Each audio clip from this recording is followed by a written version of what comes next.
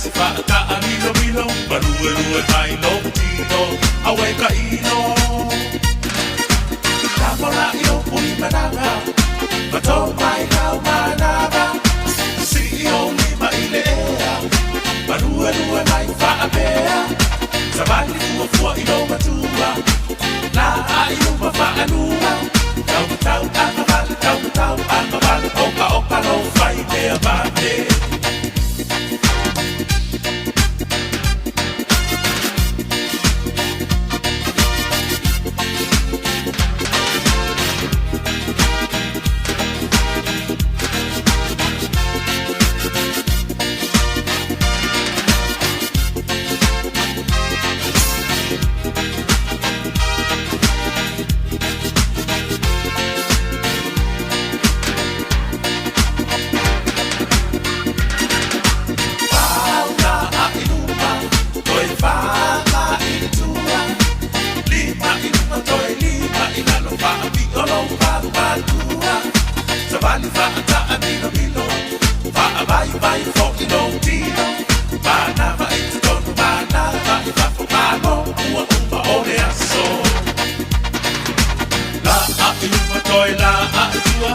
So samai whaanua La a e lupa toe la a e tua Whaasa o lo whapatua O samai tasi whaata a mino mino Malua lua mai long tino Awe ka ino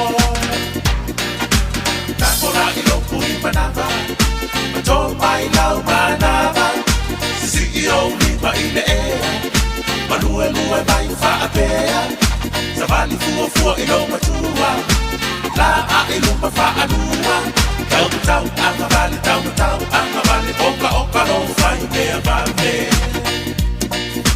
La a e lupa toi la a e tua Oso sa mai whaanua La a e lupa toi la a e tua Whaasa o lo whapatua Oso vai tasi whaata a mino mino Manue lue mai long tino Awe ka ino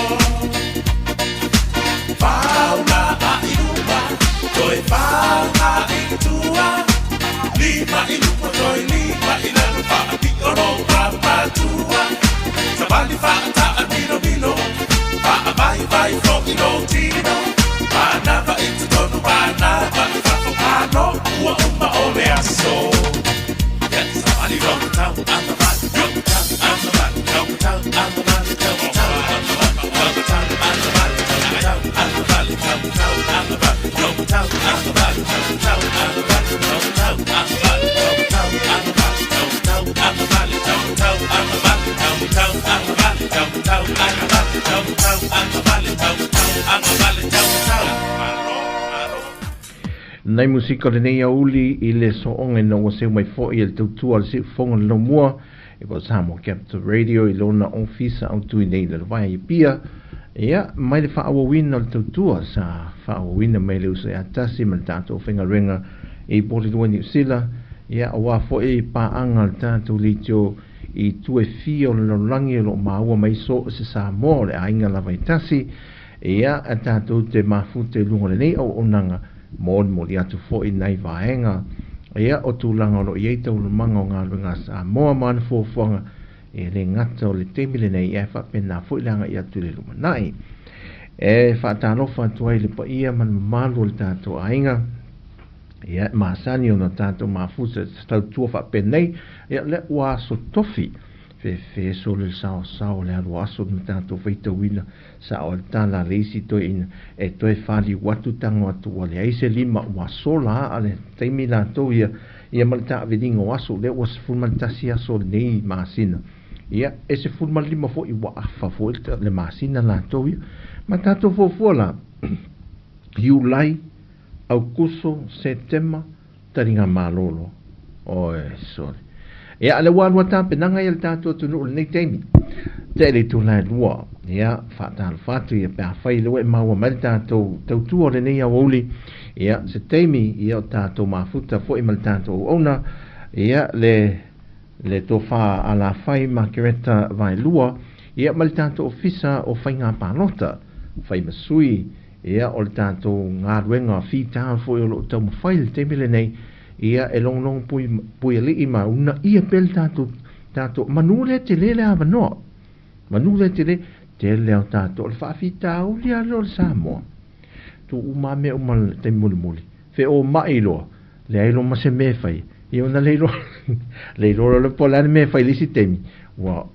fifi loi whaatasi me uma o le tūlanga I masani e tato I me whaapea o le wale le manuia lo le manuia lisi me le laki lisi me e talo e o tato tamu whaitu umal te me tasi ia ai moa nei te o te mine le te lele ava no mo tato restala mo le whainga palota ia le la wha maamalama pe mau na I pe tato e le ngata I Samoa nei ia me se a tato ia mai mo mai atunu I whafu Hawaii ia tato pa anga Amerika le waso lulu nei Amerika ma Hawaii ia ma Amerika Samoa fo mo wala fa no fa tu manawa ia le tato so ta inga nei lungo peng te whai langi ia mo tato uma ia manatu nei aso ia o tato teimi ina ia lava vaenga fa maman mai ia tato whainga palo te pole restala ina o I tato uma le ngate Samoa nei matu nei fafo ia tua tuele ava no le nei fa tano fatu ia e lauto fa la fai ia nei a oli fa tano fatu ia fa tano fatu lau sunga le li pule a me se foi le au nanga foi ale nei ala leo ia nei foi le tio ia whaatalo whaatu foi I lau whaasausaunga Samoa le atunu pele ia po fia lava o maua mai nei li whaasalaunga ia whaatalo whaatu swafa manu malo Yesu Kiriso malo le tawatai malo foi le soifua lau le lei ia si o tatou atunu ia po fia lava ia e whaatalo wha ma ofolo whaatu I le swafa manu malo Yesu Kiriso ali amatalia tatou pokalame I le nei lava o uli o te lo tu I matangi e matangi felele e miseli tu le pensule mulno o le tu o le vaenga fatau si o porto tolo lo si tanto tolanga e matua malo si lungo fia malo sa sabit le pito fa pe mentana ta e mai la le tau ya tatou el tonga venga ma tu tua fale na wai o le matua malo si sabit nei teni ia e tu san le lava o fai lava masalo le o tolu nei aso a lau sunga le pule o malo si lava le tua aloa ia o lo o sa ua foi o mafa lava ti munga I se tatou motu I sa la fai ia au I nei ia pe o le timu ia ma losi lava sa vili ia le fua fa sa ulunga le ia tala foi ia wa au mai lunga tala le tau ia la pata ia I foi ia o ngā sami e pe o na iai foi le vaenga ia o tūlanga na e me se lau wha ngota sa o leila ia au me se tala tato ngā ruenga po whier me wo o iai le mai tau mot pia tu tasir me aso I motele sana wha I me I mai loa tau e le tau au pe ngā ruenga me I mai loa wha au pe whaisi na koma la titi o lana ngā yoinga le la soa ia o lea ua la wha iwi ia le tato ngā luenga I sa vai ia toi o nei mata e au ia o na suso o ai lola ia mo al vai aso fo masalo pe toi luania la la fanga no winga tasi ale team le la toi o e wha mai a mai ia sa vai au lele so le fo sa vai au lele le wai sa vai le taimi le nei ua uma foi sa vai fai mea mawhai ia o nei sa vai au lele ia uma me le lei na fai uma me le lei mai le motu tele na la tu fai le motu fai me mawhai ia ne lei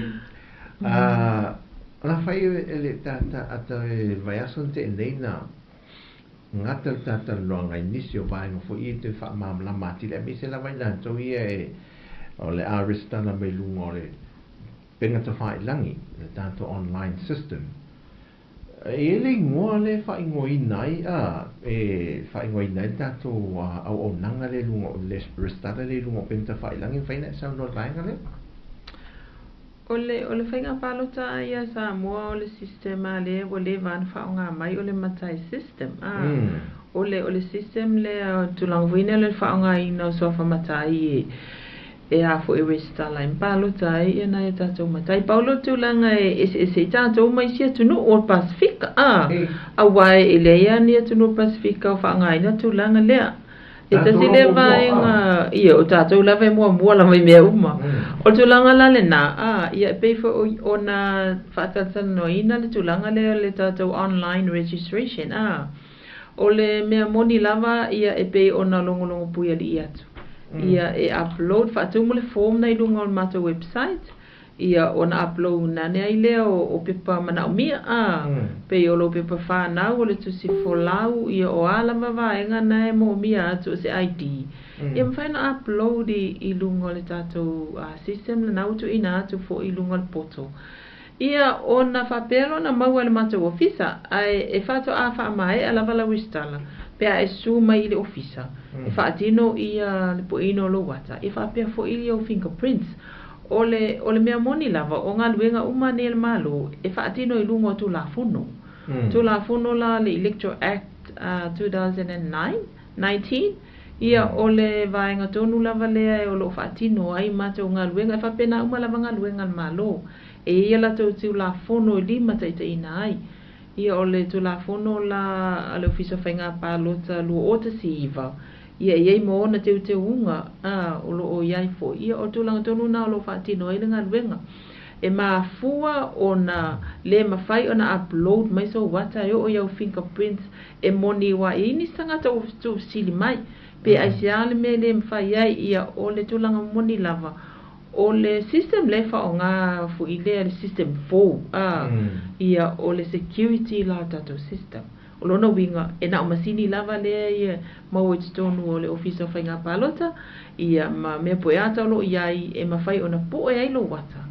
Ia ma wha o ngā e whai e o fingerprints. O tūlanga le nā e ua e whata mai ale o lau le stala. Pe o tūlanga nā o lea tele na wha ai, ia o whaalongo fo i whamatalanga, ia whapea ua o le ua whaonga mai le mātou online registration. Peita i ane, ia whaamalulu atu si o tatou atunuu, e whato a whaamae a complete, ia lau registration, ia pea e asia si mai tono le mātou ofisa, e whaonga ina masini, ua uma o na saunia le leo masini fōu lava. Ai o le security na o le system, whapea o na whaanga solo e ngā luenga lo ofisa o whainga pālota. Whaktai, e lunga le system le online na tanto, la whai. E ma whai o na o i se whainga fo e ma whai o na suia le tu malo e te pālota ai, la o a fo i tu le whatatianga tu, whai wha nino le tu la fono le suinga le tu malo pālota. Le umana o ne sui le tu malo pālota ai. A po o iai fo i lunga le tanto sui, tanto system le online wha moni. Ona o le taimi le nei, o lea ua toe resitala ina malava si o tatou atunu. Ia, o le sulanga la na, ia awhapea lesa e resitala wa ua, lesa e resitala taluai. Ia, o tulanga fo ila lea e au ngā ile fitfiti le lei po fete tau ana resitala ai, pete resitala le mea olo e lalai. Pete resitala i le nu olo e matai ai. Ona e umalo na whaile resitala i le taimi le nei, ia ona loka fo ile mo le sifurtau sanga.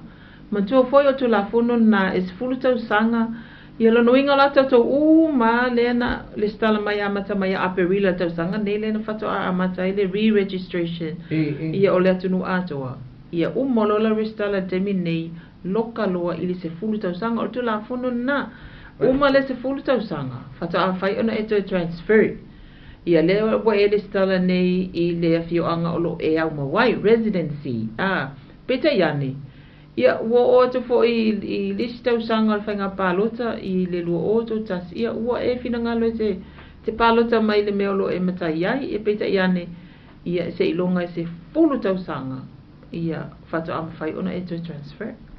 Ok, so te whamani nona mele to e tana lai titi ara vaenga la le wa sau no mana i tele le sau no ngana whai ai le vaenga lea Lono winga ma ilanto mai ana restala te ile whainga pālota te wafet wa tasi. O lena sui inana to whainga pālota, wa o listanga te lena sui inana i tu malo. Ia, alela, ele a tei a tole le sfuta usa, alela o whaale, tu so lewa le whaale au ngā ina no, to e whaila la isi o restala fau. E to e pule ala tangata le to e mei po feli le tu malo, to e mei o le sao leo. Sao le lei lava. E tangata sa restala tausanga le nei ia January, February, Mati. Ona o le mana mianga o la tau ID. Sa tau restala, ia whatino la tau restala. Ine i whapea ona print ma le ID ave whail tu pepe ave wha mauni el se ni mai whafo. Peita iane, o le ngaluenga le nei, na whatoa a mata ia Aperila. O le aso valu Aperila, lea na toi a mata, whatoa a mata i le toi resita la ina le tunu ato. Lona winga la tu salava pe sa e restala tau sanga le ne te a, i le palota le wa te a, ia po se pa election fo, ia po pe ana uta ua tau sanga nei. A whai e te le i restala, toi resitala i le toi amata ina le mato ngaluenga nei, e te toi resitala. Lona winga, ua wha leo ngai na atoa lava. Le lawa te tau ia pe ana e sa unoa. O le sa e resitala tau sanga, le e te tau na, o tangata uma lava. Ua wha leo ngai na tatou lola tuai. Ia a o lea, o le lola fō, lea na whato a mata mai a Perila i le tau sanga le nei. Le na whato a tatala i le tatou lola fō, tatala ai le avanoa e oa ilo i te tonu, ia ma le stala i te tonu, ia le mamalu si o tatou atunu. O le mea lea e te langona tasi le vaenga o loo pe i whane nefu aina i o tatou tangata. Ona o lea ua toe resitala ina a ato alava. Sala pesa e le stala tau sanga lentea. Ia. O le umwhaina e tau resitala. E ui e le ato le sifuru tau sanga. O le lau toi wha fōu ato a. E umolola ana e resitala le teimi le nei tono lola paluta. Ona loka lo fo ila i o mo le sifuru tau sanga. O le tula fono na lea. E na o mo le swinga fo ilo le tu malo palota. Le sifuru tau sanga lea. O le si vaenga e tuina tose seri na fai. O le vaenga lea. O no fatetengo. O no restala lo ingoa tau le. Tarwai, le system tuai, po le lola palo te tarwai. A e no matai ana nafi. Mo fai ne lo ingoa matai. E ma fai lana sui vele le la walo le ingoa matai le wale pe maua. A nei ele so ta inga fo le ono le matai system. Se me se fa ma pe le mea le o arua le o latu nei ara. A fai en faina sui lo ingoa matai le ai aru pelo ingoa le tono lola tua. La sa.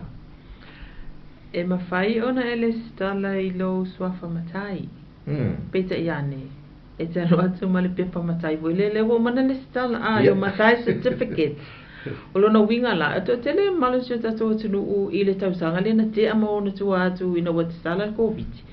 Ia pe o tu langa le na te wa ai fuito o te lu malo le tunu u o mai whai la tu swafa matai.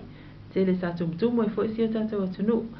A whai wa umo ona whailo matai certificate. O lona winga. Ia ole nā ua okei ia lausunga. Ia e te lestala i lo swafa matai. Pe a whapeo na te whina ngalo e whao ngalo swafa matai. A e wha amalulu atu. E nā ole matai certificate lawe o lo tadia. A e le mwhena e la tu mali pepa fuina le mai pule nu e te alo lestala i lo matai. E le mawhai o nā mātou wha amawandia i oe. O na tu ulo swafa matai. Ia ala e la pela peita i le ofisa whamasunga wale. Ta o fia lau vaenga fo i lea. O le tulanga la na mantua fo ia watu pepa na pulnu. E na le stala i tai peto le po whama sina whasala lau wai. Ia a whaila vai le se tau finga. Lona winga. Ia mwhaina e le whai mai ia lo matai certificate. Ia na mai lo lea watu e le stala i lau sunga i lunga lola palota. Ma ne nei vaenga i whamtala. Wale la resta. O lesi Pantua la te mine, na mai a pe whinga pātu o ma, wa wholero tutu ai whilai la tu e whaia ua whatoa mai a whafo tupu whole male. Na uma, pule no ulo, a vero restala. Nala umana restala whole, whatatari lo. A lela wala tu restala ne watu male pepale, a lewa a watu whole pepale mai taile, certificate le mai le whanga lo swafa am, e whamsino. Ai to e umana restala.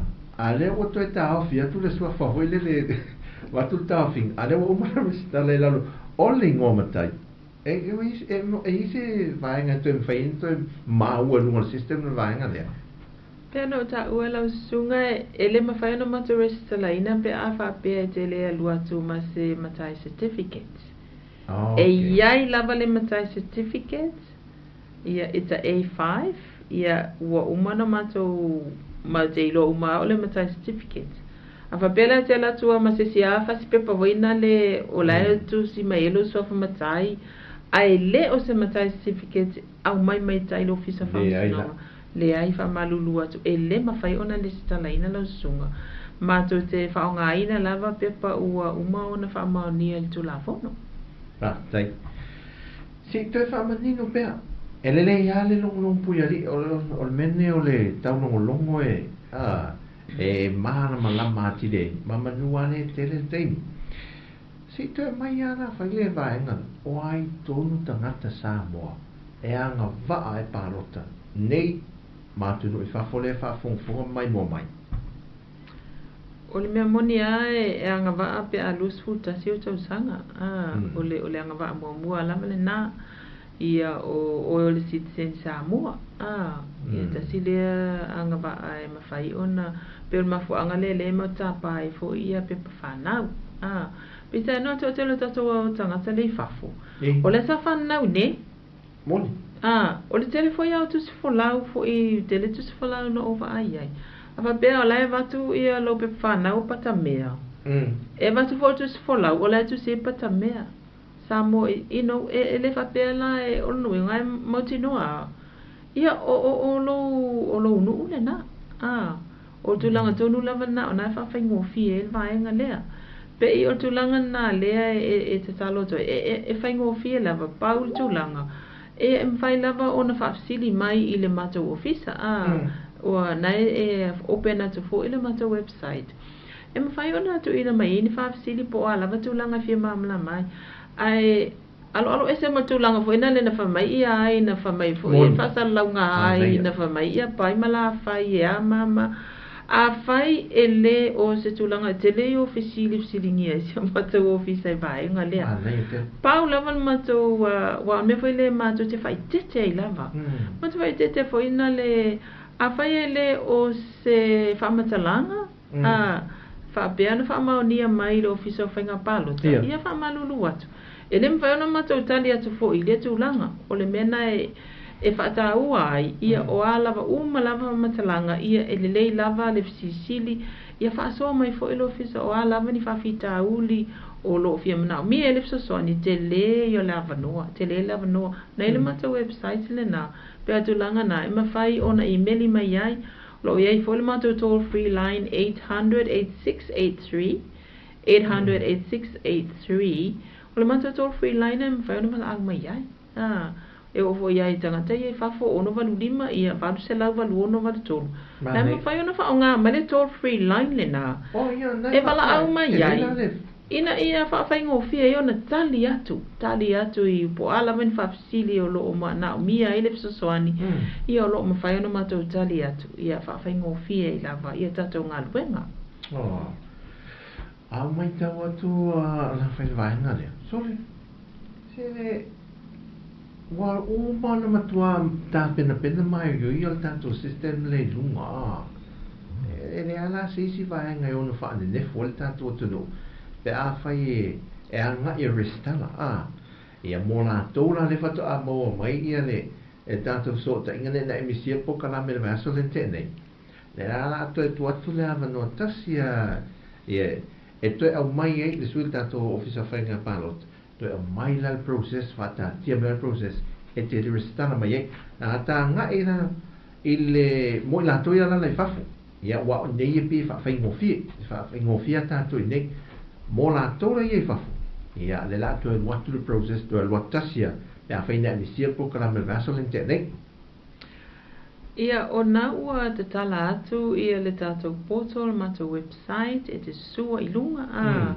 ia ona o le fa ngofia ia le ma to form le na ia te la tangata fa mai e se fa ngofia ona tali le ofisili le ma to form ia ona upload lola ia o documents na e ta ma to ia te tonu ina upload i lunga lo tu se folau ia a fa sa e fa na nei o iso pe fa na ia vai nga umalama na pe an fa yatu se upload mana i lunga vai pa wal mene te upload ai mouse statements mania bank statements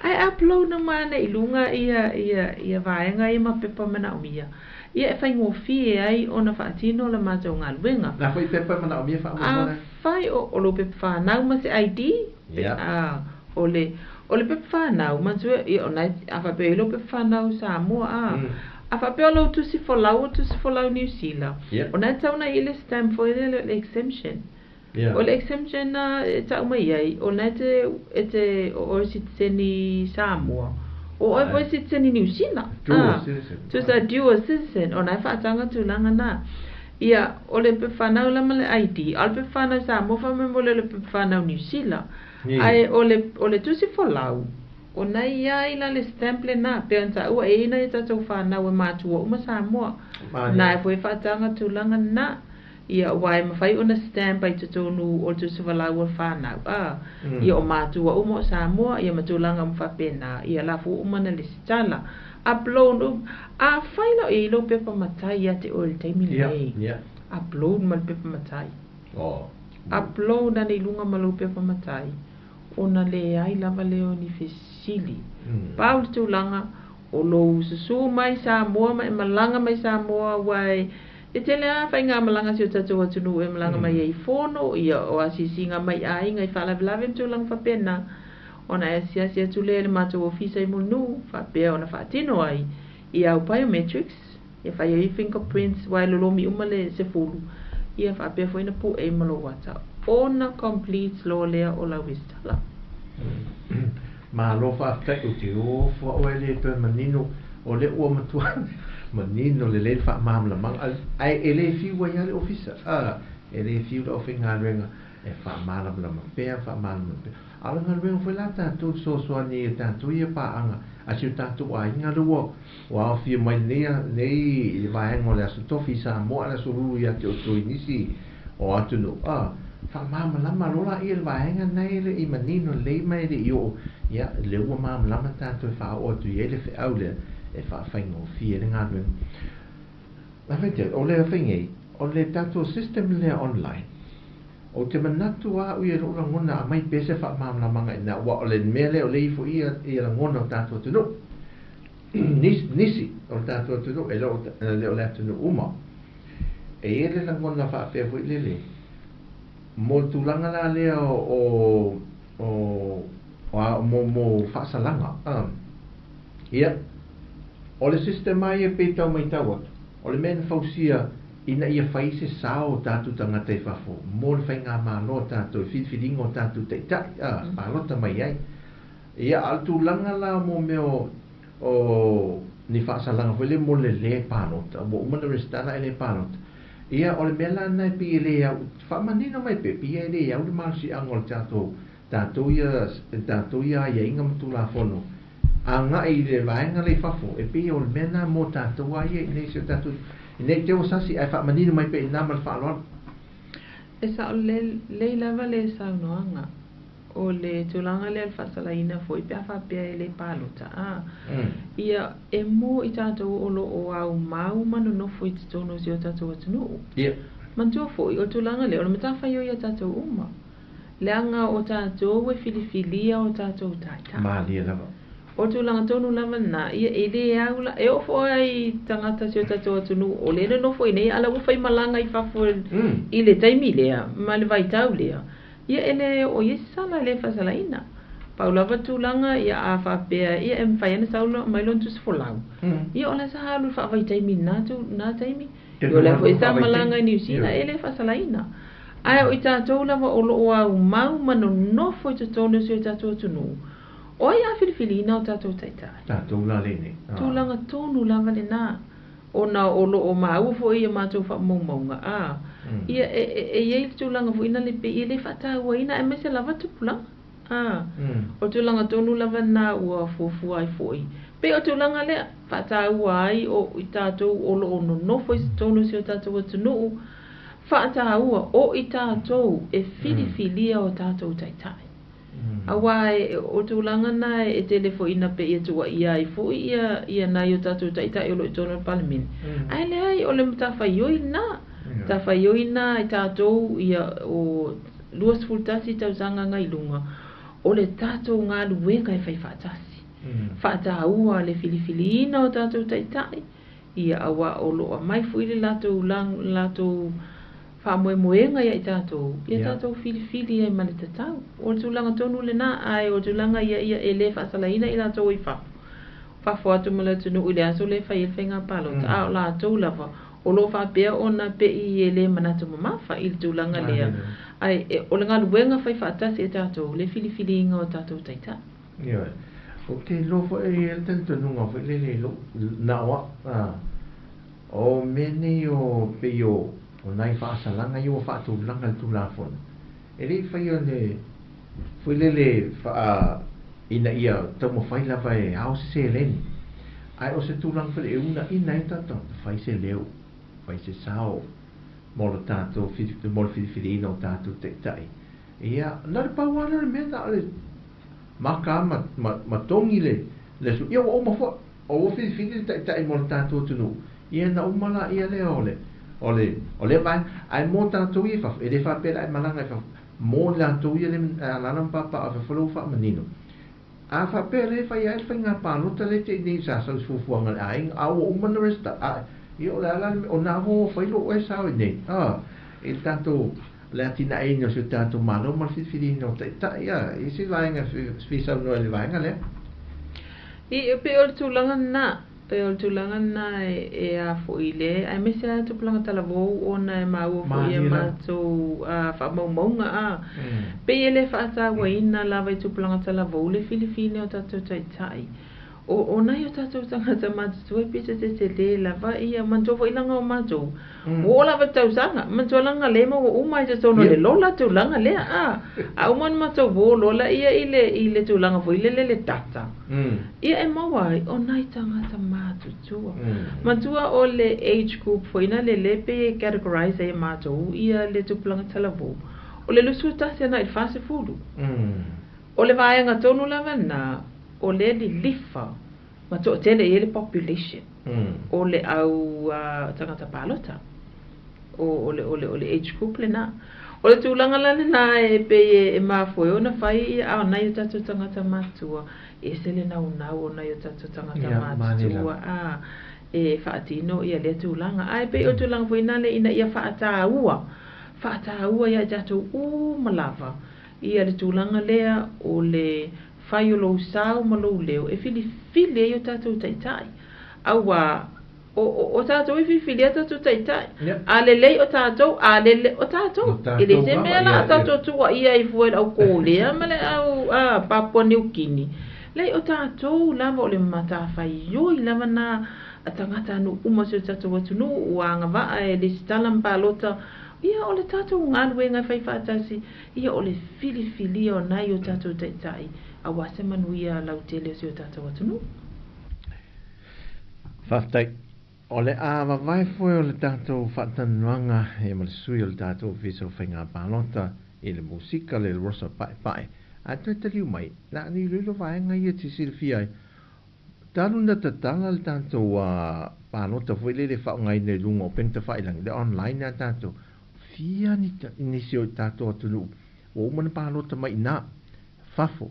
Ai o iei fo inisio tātou atunu o whaonga ina i nei whiro lai mamau tuape o lai sala whai a le ua whaonga mai i nei lua e pe whape whea o na ua le tātou ofiso whainga pārat o le ua umanina restala ai o maliula ai o otiro tae au tu lou si tātou ai e mai ui istama fo i lele lena whaatala no mai ua umanina restala a le lana tālo whai le lua whape whea o na maua le tātou el dato office of inga palo te lungo le system mantola wa alu lungo le online system le fa pe feo na mo wa uma stamale i latu i fo ilo wa teri palo te lungo lo ingo yo me langa le tutupu a teri mai ia on dato a mai lo se fa maninonga ia le vaenga o dato por kalame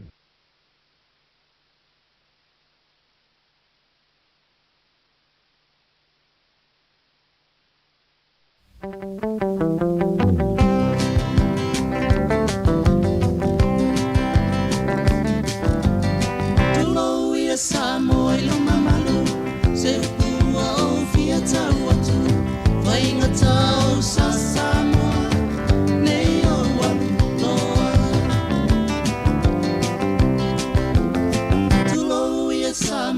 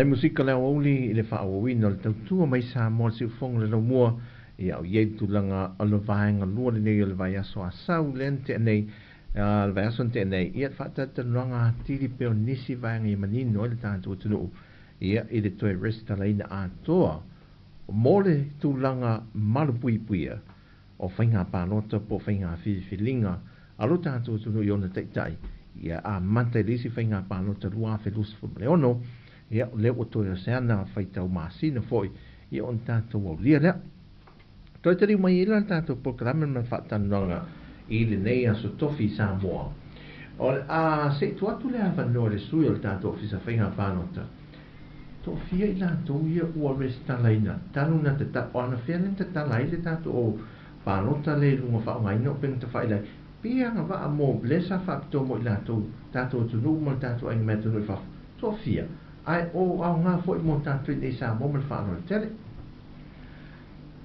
tu langa le ia ile online registration ia ole o masalo po tu lu vai ese salon sala Ia o le mai tau wina e a fo I ua te lele au ngā o le le stala I te tono se tata watunu ne I Samoa. Ua le ua stala whai mtato? Ia, e sa o lei. O te tele tangata whai ngā luenga fo I al malo. Ia, e tele na pisi la tau ngā luenga. Ia, o la ua tele na... Ui folo, o e lo whao ngā me? Whao ngā. Ua, o tele atu la tangata I nei I Samoa o lo whao ngā ina le online registration. A me se ala e tau pisi tele ngā luenga. Ia lau whao ngā atu la tau. Ia o na paulawa tūlanga. Ia o le tala au atu I le matau ofisa I mulinu. Ia e whamai a ia la tau fingerprints. Ia malpu ina la tau ata. Ia ona mai e lo leo la tau estala. Ia o whaila se te leo whai numera na. Ia peita iane ona I o tātou tangata nui whafu. Ia ele o te le se whai numero I la tau o lo masalo po o lo sirisila ne iai. Ia whape ai o leo ngā I o tūlanga lea lau sunga tātou. Au ngā te le tūlanga lea o le whao ngā ina mai o le tātou online registration. A me sea ia nai o tātou tangata I whafu. Awa ele le yalo walo upload mai lunga I o wala vanisi vaenga e te mwhai ona sisini mai. Mwhai la mana tali atu le ofisa. Tu langwa pena. Ina ia o I fwori taimi fwoi lea e te susu mai e nei I Samoa. Ia ona paulava tu langa e te o lau whainga o fingerprints. Ia me se fwoi la ia le po ino lo wata. Ona to complete lo la ia ona e ma fai ona e sili mai e lunga o le email awa na e mai tau email ia ona tali atu fo I le ofisili po alava nisi vaenga ia fa fai ngofi ai ia le fa ato ina lava o la resta o me vaenga le fa te tele lava o le vaenga le fa fefeo na tō moa la ia se tūranga fo I lele pe o so tūla fonu pe ngā so tūla fonu le anga I le fisili o le pena o watu te mio solan ai le iwa sai el tapu kalame o mono urestano ka lena urestano vaso len tene ai to e longo tala le wo le ia mantole le tai te whainga pālo te o le lua felus fuluono o woti la ia le vaias o le amtanga o tausanga por whai ngol tausanga nei o le la le ngata e whapewhea na sila fia to ofisa le wale ai le la kolosi e se man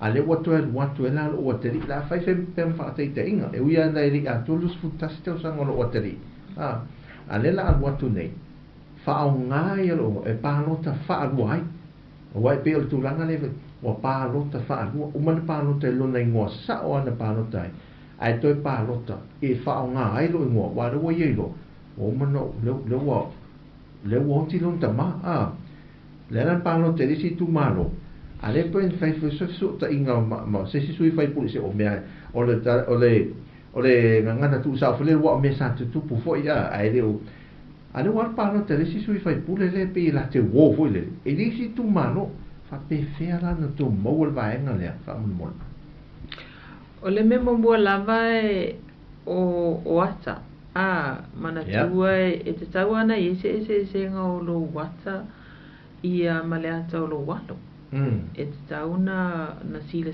lele ia I tūlanga ia ai peia ona ta ua fo I o ngā luenga nei o lo whatino I luno tū la fongo o lona winga e iaia au lape o le tū la fono e iaia au lape o tū la fono e o lo lima taita ina ai mese I fo I la tō tūlanga fo I le mana o e pei fo I le mana o tofo I tū la fono ai o le whautu wanga lava ia I le nei taimi awana I tūla I mai tūlanga lea awai palo ta whaalua lolo no winga ua tau mwhai soli tūla fono so se ta ngata lava I palo ta whaalua ua soli a le tūla fono ai o le tūlanga lea e whautu a ina e maua le lei lava ai o le teimi lea lua tu e whaatino lana palo ta whaalua e le ta tau o na mawhai awa o le tele lava o tūlanga whapena e whiu loa e tausa ili ia tūlanga lea ia na whai loa leo fingerprints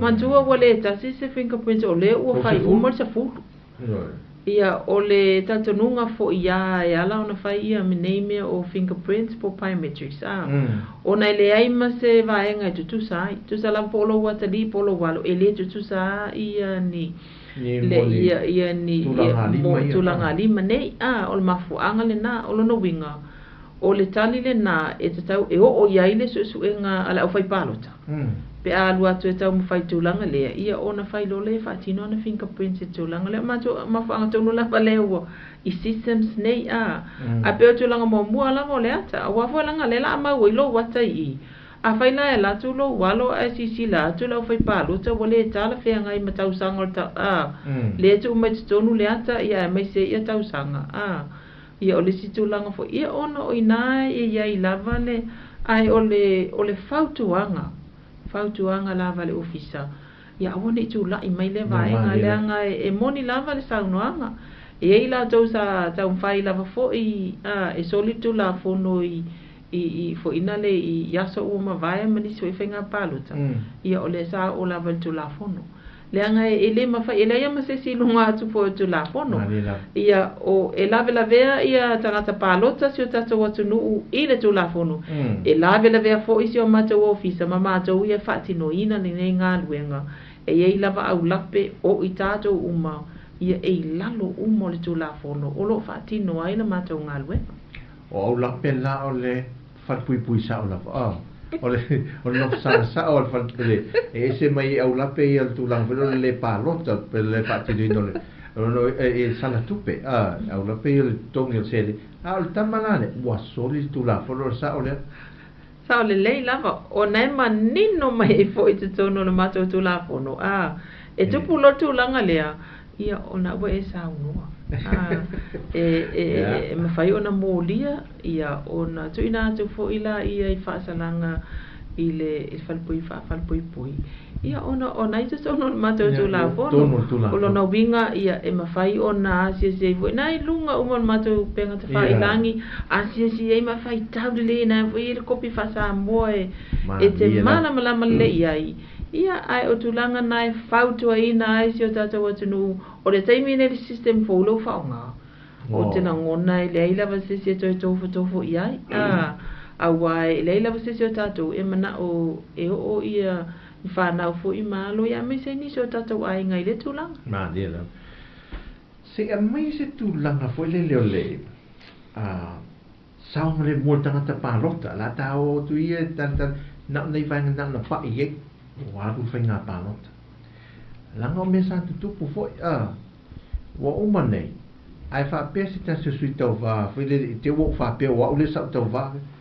ye so atu le langa o le te palot te e ye se tu langa man pui ai le tanga te fa atino na palot foi le e o normal le lo e o ai nota ai nga foi le a wa a fa pe te fa tu le ti na ai nga wa me tu te no ye ngana fa pum fai ngofi le o ta fa tu le ti tau man le sui ai mai fo ele o lo ele ti na ai e se ale sui le no pa no tai o te lo pa no te lo ele un tuo ngane le ta mo le ta mo le tuo ngane ti na ai ale o la to o walo yo pa no te lo ancora li tu ma no e fa pe fem pui te ma mi sa mo ma to ai ngane la mi sa ni wo lo fo le e wata o le sui tau fa e anko le e lo na tuanga na rupa lo tai lo na anko ale na faita la tapa mai se vai ngai ban pui e vai ngai le po ia se me ia ma tu po nai ve si pe a uma finga fidiga fa bot ma na ele le pesili ma na ia fina ngalo o leva lava na tupu tulanga lea e fa to ina lava si o tata watunu o lau palota e fa alilo lilo fa alilo lau palota ma to voia a vatu lau pe palota ona lule tono il portofoglio ia na o ia male atua o wai fa sala ma se si ona la tu tono il porto lo fatino lau palota dira o le mea moni lava e ese le numero le lau numero tono lola e ese lau numero le na ese foi le numero o lau pepa palota ok e o foi e te nei lopo la le numero o lau pepa palota ona a sisila le iai o te langona ta sile vaenga la tau fai fo ina le fa ai loa ina yo ta tangata palota o ta si foi le ai te le fa unga tangata ma ia o lana i loa ai mai le ai ona ole numero le I te tono pe palota, ole te le, ole sequence ole numero na. E le tai e te mantua ole po, e a foile ne e na. E na numero na, e ola vai a mātou la fai palota. E leima se o mātou e isio sula pe palota, e te lei lole numero a foile ngalena na. Oi, le mane vai ngale o so noi, e o ia e la sua male mamano le o e le lo fo ia. E ola vai a mātou, e leima se sina te loa ina. O te longa e o fo ia o tangata palota. E te lei lo fo ila numero. Se I vanga na, e te leilo pala lau numero na e palotai. Na pau ale mele e na o e te loa inga. Po oina na e palotai. Ma le ali ila te tono o le pusa o le mea wele te ale whaatino e lo palota. Ai le mawhai o le numero ma le palota na e palotai. E te leilo pala numero. O I le numero na e na na. E iai le, o le mafuanga na e le, o le whaonga le system lea. Ona ia awa iane I loa e lista ngata. I po aina palo, te longa wa e alu fo I tau. Se longa wa e alu fai I lo tōrua. Ia ole no palo te ala fai, ale mea moni lava. A e sa wefa mai a tau na e palo te I lo tuangane. O te le te tonu ia, oe. E moni lava tala lea. Waho ilanga u te le iwa ai I ai. E tusa lava e le ai ma se mawhai o nei loina. Po o ai sa e palo tai. Se I vanga na I lava ua e alu I le musu lo tōlua ia o le no palo te lo tuangane. Ale mea monia, o te le tai tonu, a whapea o le tau whai mea tale, o te le tai tonu ai sea, le anga fo I na o oe lava sa e to tonu le poto lea, ma wha atinoa I nā lau palo. O tu langa nai, fo I le whautua tu ai fo I na I o tatu tangata, me sea lau palo ta. Awa fuatu te mawhau, awa ole numero, se I vanga nai, ua maua o esa e palo ta whaalua. Ona su e mai lo leo pe palo ta ia. Pau ana le taimi e su e mai pe palo ta ia, pe a fai, ua fai fo e mato su e nga, ua iloa, e ye tangata ia sa palo ta whaalua. Ona matu o lo le su e mai e pe palo ta na. Ma vaila e tulangana, ona mai lo leo numero, ona confirm mai lo la ia, o ele sa e palo ta whaalua. Poi vai lai le tele I o la ngaluenga ma le sisteme o iai e le ofisa. Pe a fai o tulanga lea, pe a maua ai e iai lava le tatanunga. Ia o le ale o iai ia na i o tatou tangata anu I le tulanga awa e iai o na au lape pe o na ta ua. Ia o loo wha mafa mai lungo to la fono. Ia. Ia o manino, la no tau sa o le tina le ainga pe a fisini mene te po I sa o ana langa le no palo ta lo anko hole. Wata fiu te wana o se tupe le a mai. Ka ia tau sa o roni na ngai mo I no. Ia le le e ta o te le nei vaenga o tata noai. E manino I fo I nisi o vaenga. Ia au tata wano atu I le teime whaatino e whainga palo te tele mosi o tata o tunu. Moa awaia, na umana, na kastera o voto wele le mole sui lea, wa o te talo I le tuan whai ro mai, e whai se sui ngā mole I tumano. Umaro la vaenga, tu loia, whai e tu la I mai le sui, o lo wana I la ngon.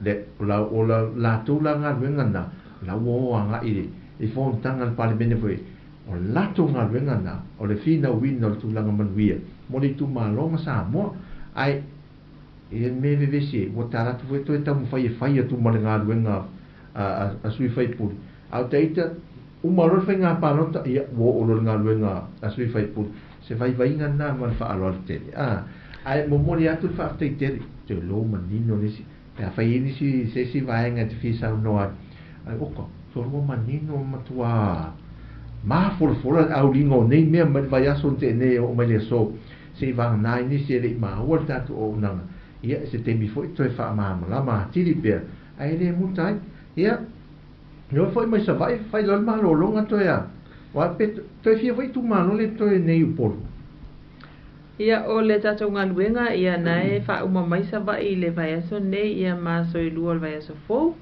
ia no malo lole pe nai vai aso se lua ia ona fa pe lole ia ona fa mai I nei I le vai maunga, manto fo I e whai tu manu te te le vai maunga. mai se o to tele o inei lo tele le mamalu le tunu ona o ngā luenga ma o ngā whanau ia ona o male vai maunga ia na so o tulole I whaleata mana tu o I tu malo piso tele ane e whafo I whaleata ia ona o atu e leo le tātou ngā luenga ina ia mai a fo ia ona matou whaasolo lole I te tonu o mtanga luenga ona whaasolo lole I te tonu o mtanga luenga ina I whawhai ngō fie fo I na I o tātou tangata. Ia whaila mau te atu tōru mtanga luenga, o lau I lunga uma o le, o le online registration uma le te o tele officer. Ia whai ngō fie ngā fingerprints lama, ma tō langa whapena. E puele ata. Ia ona tu, ona wha ma ai lola, ia o le tātou ngā luenga. Ma lo whātai. E sele, no mori whātai tele tātou officer o kum sino whainga pālota ia me se fo il tātou au whainga ruenga e le lampa pāle ma le ono sa ia i o le meeting mantua e pei ai uma ia le whaasolonga ne o le vaianga mua mopo la sanga mua ne o a whewho I le toi a mate la sanga longa lua wha mole e toi a ngai e mo I la toa ia le I uman mai am na restare le vaianga mua E matou fo I mai ia tātou ngā luenga nei ia ai o mai lo fo I ma le jakam le tātou fo tanga ia o topa ia ai e o atula le fo tanga I o malo lo fo I o le o matau na mai ia uma ia tātou ia ona o fo ile ia o tātou ia o ke topa ia no te whaalu fo ile ia o le round lona luo o le tātou ngā luenga ia e alu whalawe nei ia ai e le toe ia ila stulanga fo ile le o le ale to e mwhai ona to o e fio anga malalwhanga. Ia lela tau mwhai e whao ngā ia ofisa fo ina o I tu malo ina ia whonu whaawai ina ia whaawhai ngō fie tatou ngā luenga manto fo I pe ana ta ua Io nei ngā luenga umalava ia e fofua lava se leni. E le whaapea a whalonga tā lava le au le stala. Ia e fofua lava se leni mwhai ona wina atu ne au nanga.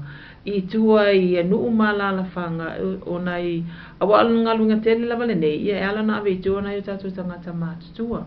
Ia lau malosi lato ia e me se lava whainga tā nei vai tau le taunga tā ia o le whewa inga I lunga o ala titele pensini I leo mai waa I o ino tūlanga whapena ia peo tūlanga na ia a iei le round lona lua ia au la le toyo o atu I alala whanga uma e pei o na whapea o na whaasolo solo ai I le whaatinoina lava ne ngā luenga ia peita ia o la atau mawhai e watu se au nanga fo I lea I tātou whono whaavai o I tō mālota I tas ina ia whaawhai ngōwhia I lava ia ona tu ina atu pēla au nanga a wai tā ua tele tūlanga nei o le to e resitala ina si o tātou atunu wai tā penapenanga mo tātou whainga pālota I le lua o lua ono o te lua a whape matua lau whaamana tua o ki topa ta puli tātou whisa o whainga pālota se I ole o whainga ruenga e wa ai Camila e resitala wai Camila la tō ia pēa o mai nek ai mota a faila te se mai te mile nei so fofanga e te su mai te masino ke topa ona sa o lola ia leo si o so fa fina de fai mai e sta wala le kala lo le kanga palolo le wa ke topa kanga palolo e ono o pa wala na o le vestala e te tala ya o ke topa o le kanga palolo al termine ia a misina ia o te popole nai o malole le ia o ke topa pa ma mol mato fono ma Camila mal vanga na su mai então isso me le restala o pia online foi Camila se isso po fez me ir ai ngai nei ia fate tele vitele male Margareta vai rua ia ono fa no me lo te mi de yaso ia e una ai ma fa mala malama fa matapu tau foi mal to ofisa me se lo sunga fa mala no be ole ale fiu lava nem tanga me le tato ofisa e na I pel tātou tunu e umalo ia ona fo lau role o tātou tunu I tūlanga o le whaatinonga ia ona o whainga whiringa sa o loto ia I le ua tui nātu I le atua ia e taita ia le tātou I tu malo ma le tu malo a wasa manuia sa mo ato I maota whonu ia o le pāre mene I tia whaui mo no ai mo nei temi ia whaatai tele lava ia isi o tātou tunu maua le whaafonga mai nei o ahingai I Hawaii le foi ua mai lunga whaalongo longo mai I ua manino foi ia mo le lo fa na va no mo le lo fa ia mo le nei vai ngota pu kalame asi fo lo mo sa mo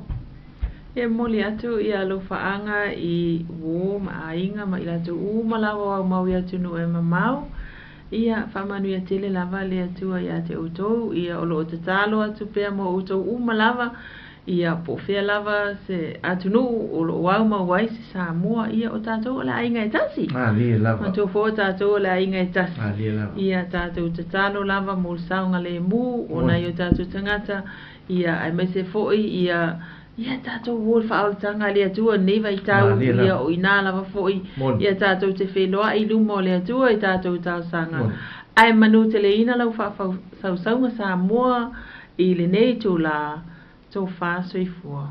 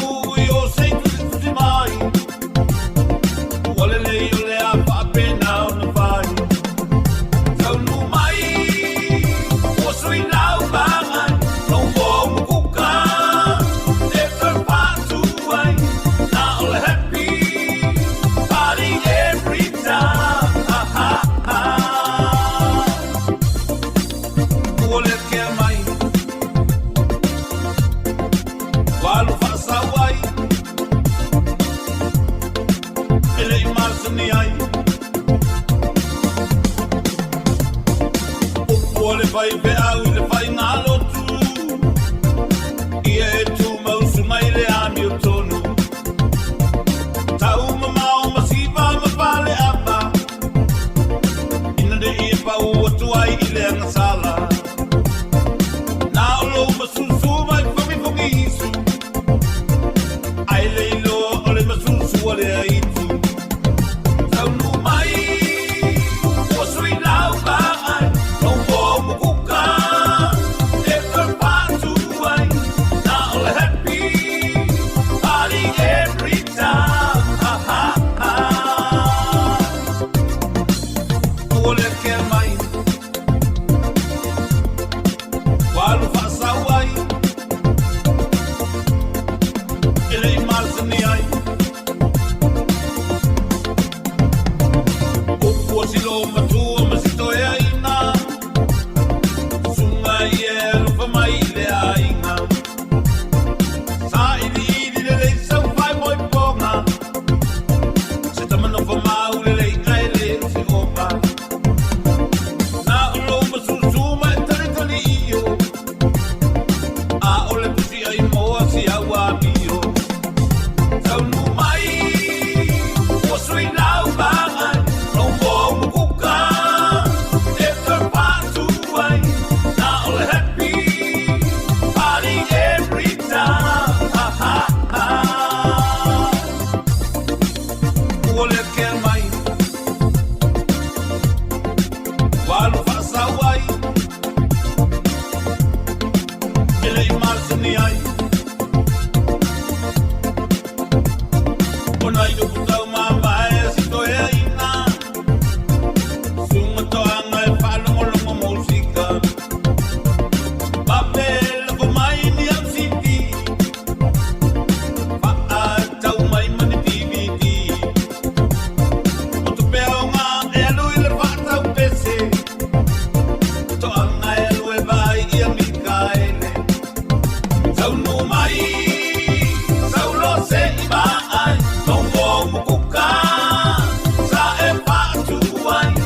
Alua siva, siva every time. Ha ha ha. Ua le ke mai, walu pese sau ai. Whamasani ai. Tau nu mai, tau lo se i ai. Nau mo mukuka, sa e whatu ai. Alua siva, siva every time. Ha ha ha. Ua le ke mai, walu pese sau ai. Whamasani ai.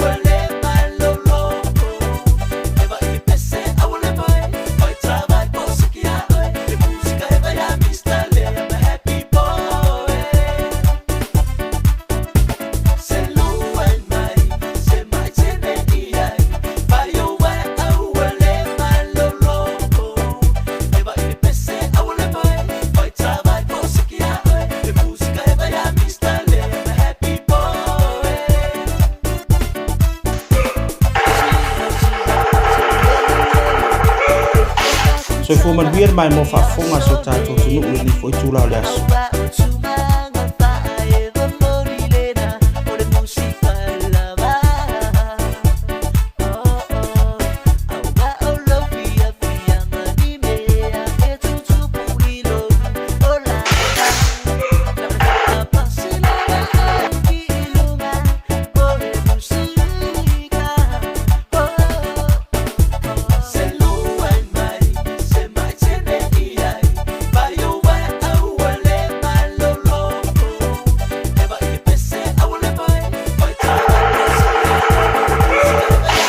So fu man wir mai mo fa fonga so tato tunu ule ni foi tula le aso.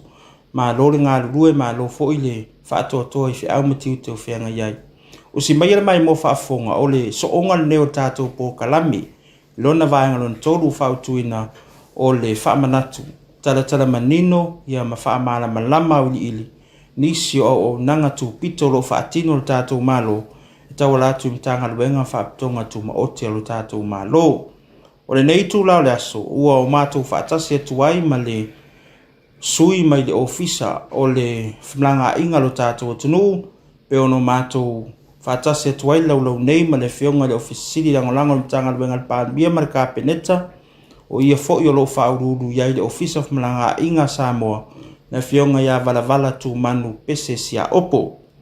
So atu ai ma le whionga ia mataia talifaya whaatonu sila, o ia leo le ofisa sini autu ia mo le ofisa Malanga inga lo tātou tunu ua maua foi le nei ava no tāua se I talatala manino ia matalatala pipi foi ia le tūlanga o le tāua o le visa Malanga ia e pe ona whaatino ia le au nanga le ofisa Malanga inga lo tātou tunu so fu manuia lau fionga valvatu manu ia me se foi lau fionga mtai ia nei tūla le asu ia whaatalo whātui lau fionga fonga po klame nei tai manuia talo fot fonga mai mo mai se tanto o tunu o fai mo mai nei fa se longa lungo nia lata ma lo so fu mo mi se tanto o tunu ya ma lo fo ile nga lu me fa to fi au matiu te fenga ye ma lua fionga to mo tu ia sa ma to sidi lo fionga vala tu manu ya ile tu langa o tato visa fo ia mo lo fa mai o tangata I te tono so tato tunu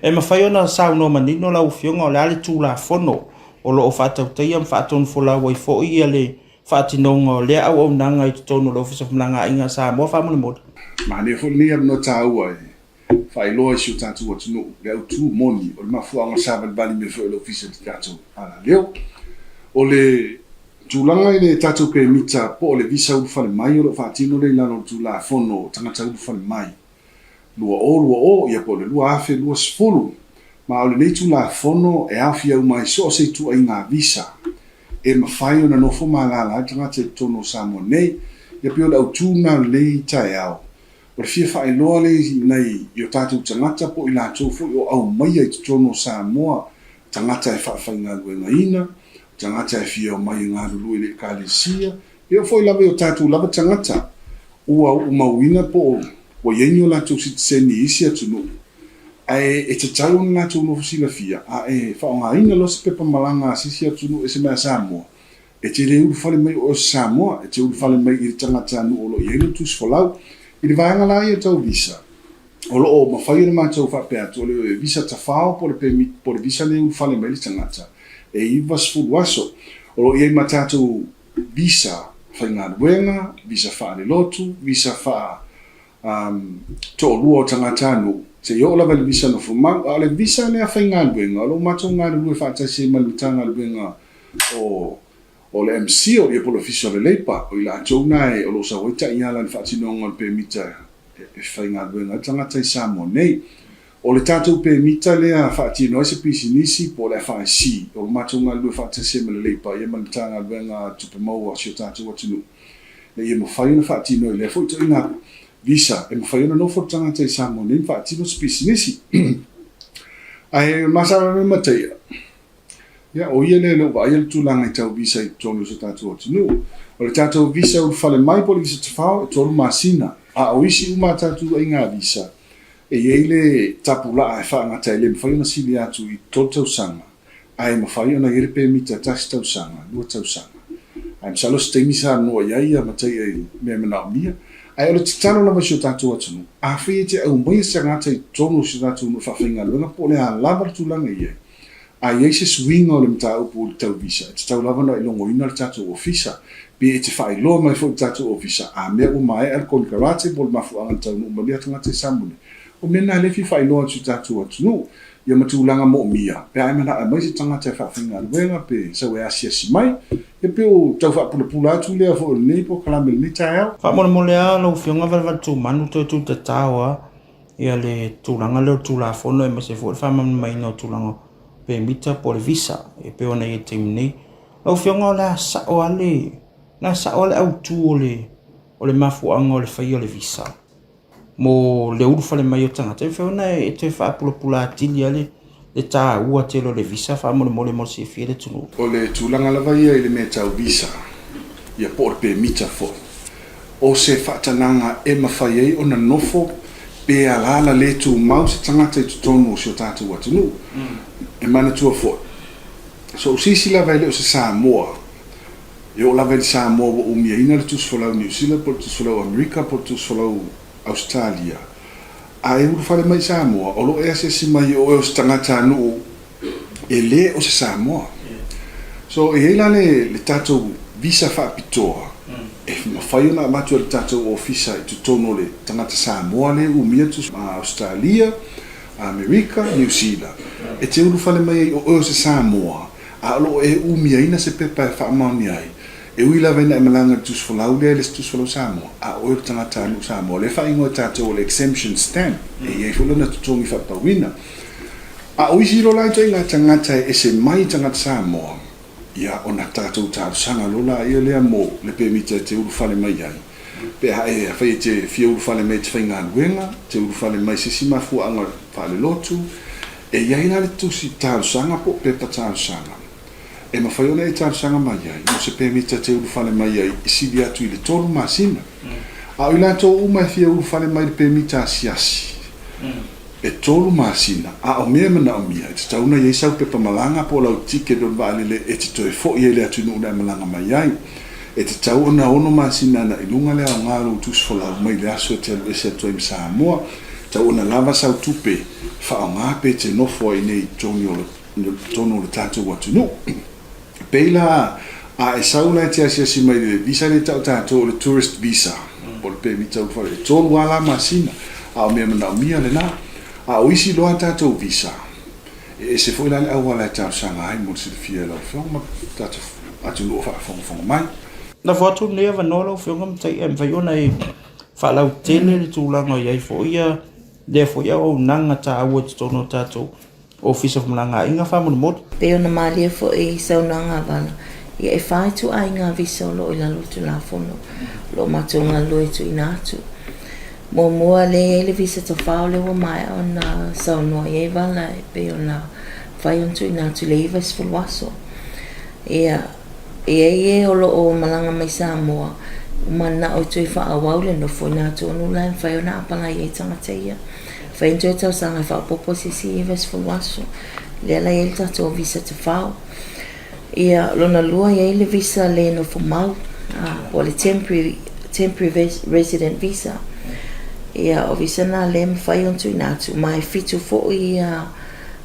tu ainga visa ila lo le nei vainga ia lona tolu lo ia ilo tato visa no fo mau ia male lona fa ia o visa ia tu inatu ila lo le fatananga le minister ia pe o visa na e faulo ila lo tato tu na fono ia na o mai leo la o talanoa ila lo visa le no fo mau ile fitu tu ainga le ta o temi wa tona ia leo lo ia visa ia fatino na pisinisi pe fo na mali sa no nga bala ia o le visa na tu ina tu ye o malanga mai Samoa fatu ina na la to pisinisi ia ma o ia fo tu nga mai ingem e te tau ona family ina e o lo talsanga ia mai o le nei visa ia e mato tenga lo fatasi male matanga wengo lepa a me se foi le matanga wengo tupe mau ia na ia fa mauti no family na uma ia lo tu la fon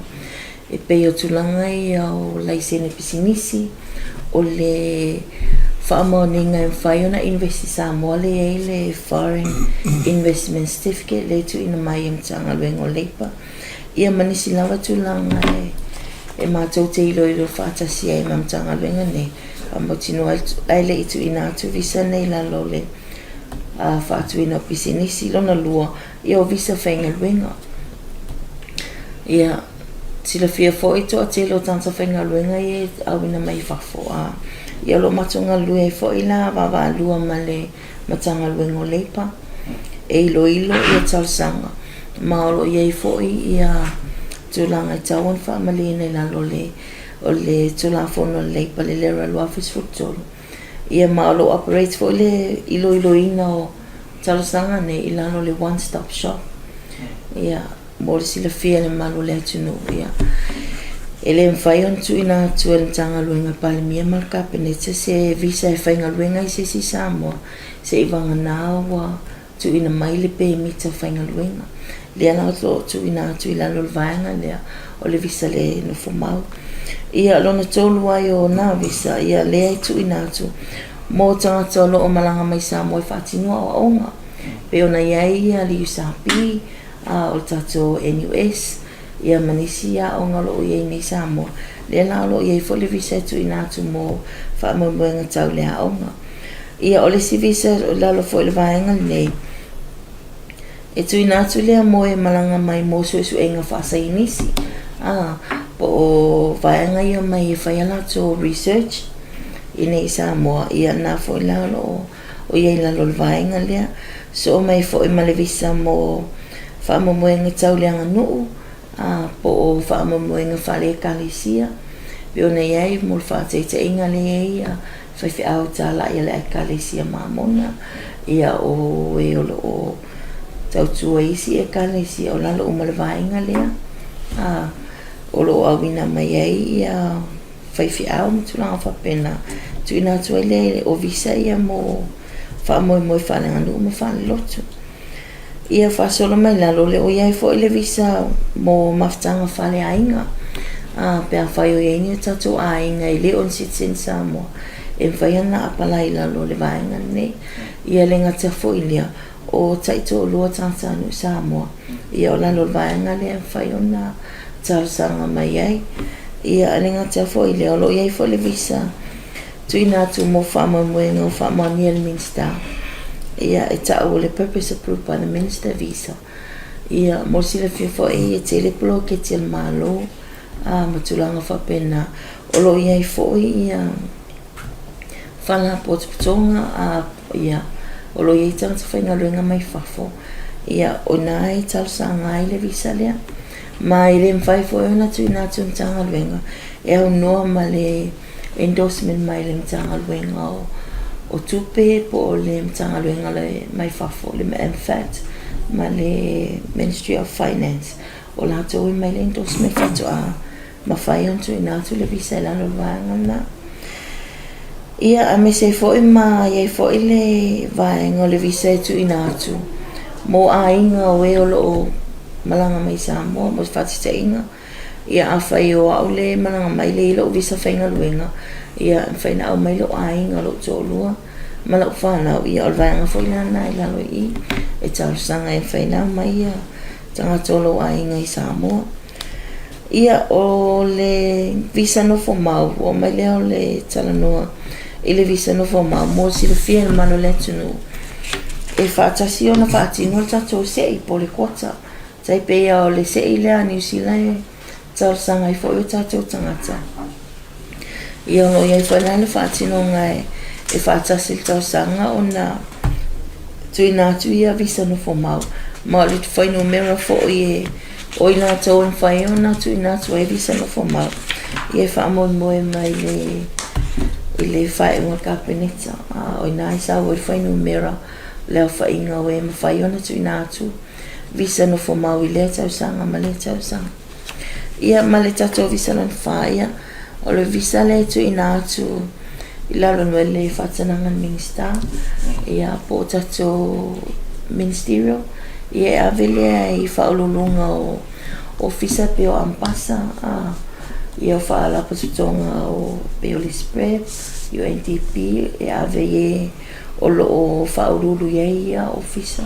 Ia, malo sao nom te au te tonua manino fo ima tūlanga o iai ia tu ai ngā visa e pe o na whātino le tātou o nanga ia le ofisa whamaranga inga. Lau whionga watu manu o anilu I tau ia e mese fo i o le ele nā tia so se ngā ruenga lava e o na whawhitauli ia i le tūlanga le o le whawhianga ia ima le tātou o ofisa whamaranga inga ia e mese o le ta oto I e whaisi na tele o to I ngā visa e se o le ngā ruru e le tātou ofisa whamaranga inga I le whai ngā pa anga fo I maniso mta ngā ruenga le malo. Wani lu I tau man whawhitau lo whianga I pēr mal tātou ofisa I le fo I au nanga whamana mora. Ele I otus whamtalanga I le lu I tau. Nano whiwha popo tolawa I le tūlanga len sāno e mateia. Peo tau ona ne whipo kalame o tu ai ngā visa umai se ese nei. Peo pe mita whainga luenga whaalangolango le matou tu inātua se pe mita po se visa. I le talia mai le ofisa o le MCO. Nā tōna lo ngā whamalei lo yuna tangata whainga luenga. Pea menga lue. Peo nā fo I le mwhai matou tu inātua e whaisi pea le ato mai meo business license ma le certificate le mwhaina investanga te nei. Ai ole bebe tsilum tāua mo se le fia tātua atunu. O I lato umai tamsanga mai. Te tau na mamale reporti leo leo. Tau na mamale reporti al falmai. Nei wha pea so o se sia mwhaina ut falmai. A po le ala vale a toa mea umai mo mia. A wha le tonu le reporti leo leo. E iai lea ia te tau le ofisa whamlanga inga. E lea tali e nai lea tāu sanga. E wha pea fo I le tūlanga I soifo maloloina. E iei fo lea ia po lea ia tau tūla fono I le mwhaion tali e ina le tangata I se soifo se mai o pose ngase o afia ai. Pia le tūlanga na e tau I whailoa le tātua tunu. A e manao e o maisi tangata e whawhinga luenga. Ia o tūlanga e tau tilo iai I le mali po te leo leo ma le soifo maloloina. Wa me o manai tilo I ofisa ia tātou. O le tūlanga ilu I tau ia. E sa o le lei lava lau whionga peo le au tūna nei tai au manau nau ta inga fo. Nei aso manau ta inga fo. Ina ia te whailoa atu I o tātou tangata. O roo nau e au maini tangata mai whafo I nei. Me mua. A whape te au mai te tangata mai whafo. Po le a lava le to I ngā ruenga. Po whaiwhi au I e kalesia.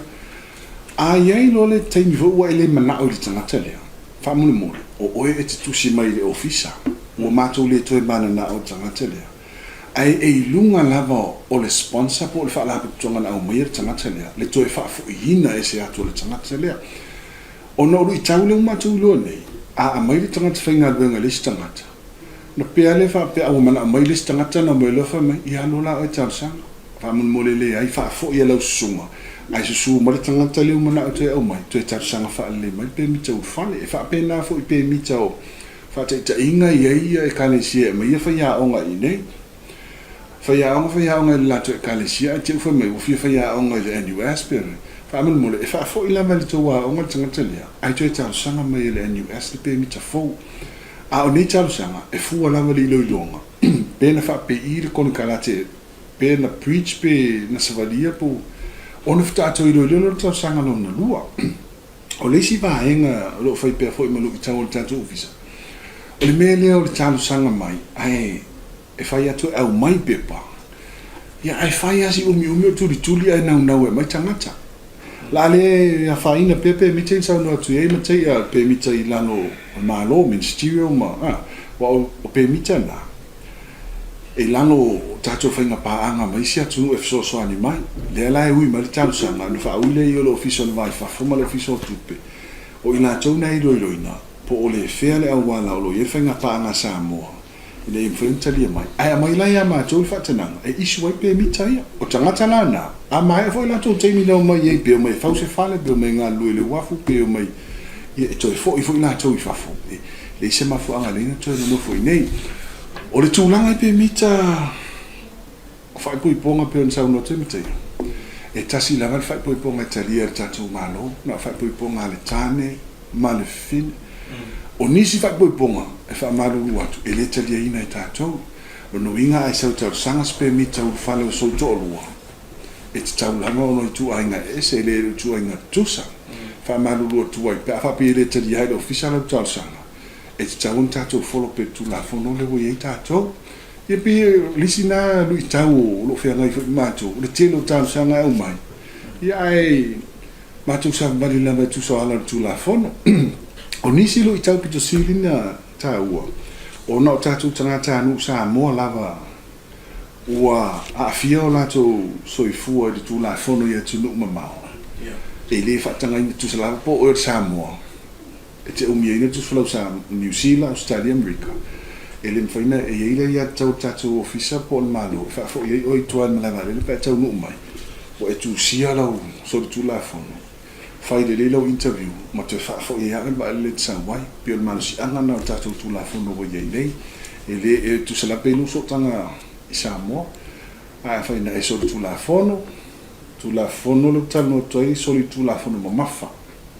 Ale o esfantelanga ai e ida ia tu la fono fa fo ia o la fo tu la fono le wo pe mi tau fale mo tato visa o lo ia va ngol tu la fono e ma fa ia ia le tanga le po tato office po le malo fo o na ta office tanga ta fia lo ese atu sa mo ai o lo ia sana ai ta la fu po ia ni tu pe le tu ngia i se company po se fa finga venga po sanga loan vo se fa tupe o tu la fono fo ina le tasi e mori si la fia tātou anu. A wittam fe te sola. A wā le yeile ia tu la fono le. Mwhai mata tā fia mai o il malama lele. A wapeo i e sau long. Fa so taia o fa lapu tutonga ia. Neni e luatu e te malanga e mata tā fia mai. Pe e rofai to le ilmano si anga lano tu la fono le. Tangata urufa le mai. Ma siesi mai. E mwhai tā fia o il malama lele. Pe au yeini tu langa fa pena. So tu la fono no ngā tupen man mi tā upu tau tinam whanau. E o la vai ia ila tau e fio atu o tinam ta mai te ia ia tu la fono le a tau whau melo tau sanga lo whamsinonga ia pe to e whapopotu lea ia ma lo sau no e lau fio ngai de walwala tu manu e tu sai fo i malu i tau e meso whawhi tau lo whawhenga ia ai whamole mole o tu langa le tasi ni o vaenga tau o lo lawa lunga fo i tutonu o seo tātou o tunu o ila tau fo i ele na malaina ia o tangata anu maisia tunu mai no nofo foi e tato tama whanau ia tamaitai poli e pefo io o nai tangata saina i tia ia mana isia tunu ula ufionga ai o le sa malanga mai tūlanga fo io o ngā luenga whakon karate o la se ta otonga ia le vaenga le i tutonu o visa nei pe a whapia o lea ngai mai i visa o pe mita whainga ruenga ia le foi wo mai no nofo ai i tamaitai ia po ali i fo i tangata nu sa moa fa mo le lau fion tūlanga i tangata ia malanga mai lalo ngā luenga i whainga paanga le tātou atu nuku msisi malo le tātou sanga la le whaui mai le ofisa o le vai whafoma le po le ofisa fo i o tupe le endorse mai pe whailo mai o tangata i le la mai e whausi whale a onga o le ia inga le tu la fono tangata nei tu sa lava pe o masani pe o fai pe po le tangata nu Samoa a mai alo le tu kon karate le na mai la e to e fo i lava ona to e tātou sanga lole le to o lua po le le pe mita to fale mai ai ai ese mai lai tangata e o mai lalo pe mita mai ngā lulue i se kamupani ia po ni o a onga a fa pe te o masani ma se li posta mai te sa mo fo e fi fai puipo e ila le lo longa tatu ofisa e fai mo mua pe mo ile fai puiponga lua pe le o fai to lo ne tanga tai fa fo ale la sa to e fai puipo tanga tanu sa mo a fai me fai on fa ma ni o mo mai ia tu langa o tanga tai le me sa o lan tu langa pia pe no fai to e fi me li potele le mo fa ma ia ma tu te pa o le wha longa i mawhai on mātou tali pe mita o se toa lua Samo pe au mai an wha pui wha tu la fun ai a wha pe sa vali vali atu pe me o lana toa lua ai le se wha mauninga e le tali ina tatu official tau sanga no ai e le ava no e tu ia i tau sanga mai pe wha pe le isau lalo por kalame ia wha mau ma lo me tau sosoan ia Samoa ma na paan ma lo sau no lau fionga tau tu ia ne ava no lau fionga matai ai mwhai on ai tata manino o leua o ia vaenga nei o tātou visa ia me se volo manino le me se foi o lewa manino le au te lenga foi o nisi vaenga. Feuna e wha manino ia pe a whai tar sanga mai ia tātou visa nei o a vaenga e mana o ngia. Ia whaftai lava tusi mol whaafsili. Ia mol sila fia lewa mai ana ta o te mesona. Ia tātou tua inga visa taitasi. Le fo whailo atun malo le atunu. Olo ia i umatato o pepa whaatumu. Ilunga lo penga te whailangi. Ia maolo o tu ina atu ai whamatalanga. O mea mana o mia pe afia tarsanga. Ia visa taitasi. Ia na whalaulo tu ina atu mai whamatalanga. Le ngatai mea mana o mia. Ai whapena fo i le tutongi o visa taitasi. Ia e te maua o mai ia whamatalanga na. La fo atu ia nea wanoe lau fionga. Wala tu manu ia. Whamai a mai pe sisi vaenga te fia sao no iai. Ia me se fo yo le. Mo si e fia lo tātou o tunu o le. Nei fo ia o nanga e tātou te le i. Whai ua tātou po kalame man whalau te. Aftai, o te loa tulang mule fi whaelo atu. Ia, o sia tātou atu no ule mafua angan whati. Whenei po kalame. Ina i si le fia tātou o e nau nau e mai tangata i tonu whati te inga. O lo iei a to telo na tunu. Ma u whasi si e fo mule numero i natu e mai tangata whinga luenga mai tātou ma lotua. Ui po uso mai fiti.